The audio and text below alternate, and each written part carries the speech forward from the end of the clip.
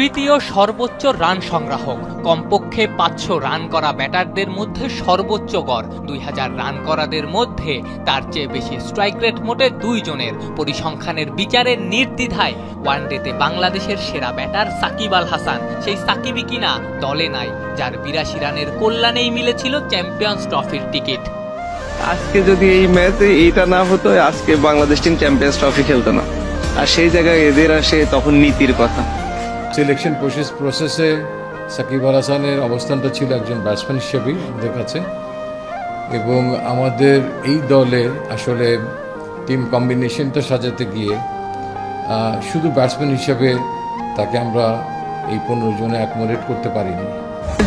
আজকে যদি এই ম্যাচে এইটা না হতো, আজকে বাংলাদেশ টিম চ্যাম্পিয়ন্স ট্রফি খেলতো না। আর সেই জায়গায় এদের আসে তখন নীতির কথা। ওয়ানডে ফরম্যাটের আইসিসি ইভেন্টে সাকিব বরাবরই সেরা। 1600-র উপর রান, 40-এর বেশি গড়, 80-র বেশি স্ট্রাইক রেট সাকিবের অসাধারণত্বই প্রমাণ করে। পাকিস্তানের মাটিতেও এই ফরম্যাটে বাহাতি এই ব্যাটার দুর্দান্ত। 46 গড়, 95 স্ট্রাইক রেট, ভালো না বলে উপায় কই।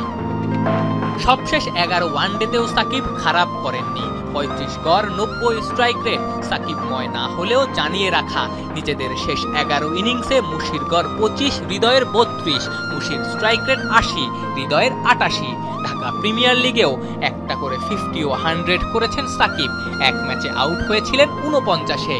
এক সময়ের বিশ্বসেরা অলরাউন্ডারকে তাহলে কোন পারফরমেন্সের ভিত্তিতে বাইরে রাখা হলো? পাবলিকলি এত ওপেনলি সাচ এ লিজেন্ডারি ক্রিকেটের কোন জায়গাটার জন্য তাকে দলে রাখা গেল না, এটা একটা ভালো কথা না এগুলো ডিসকাস করা। তবে এই মুহূর্তে দলে যারা আছেন আমি বলবো যে তারা এগিয়ে আছেন, because they R with us. আমাদের ডোমেস্টিক ক্রিকেটে তারা খেলছেন এবং তারা আস্থাশীল। চিফ সিলেক্টর না হয় বললেন অন্যদের চেয়ে এই মুহূর্তে সাকিব পিছিয়ে আছেন, কিন্তু পরিসংখ্যান বলছে শেষ 2 বছরে বাংলাদেশের সেরা 4 ওয়ানডে ব্যাটারের একজন বাংলাদেশের সাবেক অধিনায়ক। তবুও সাকিবের না থাকা নানাবিধ প্রশ্নেরই জন্ম দেয়।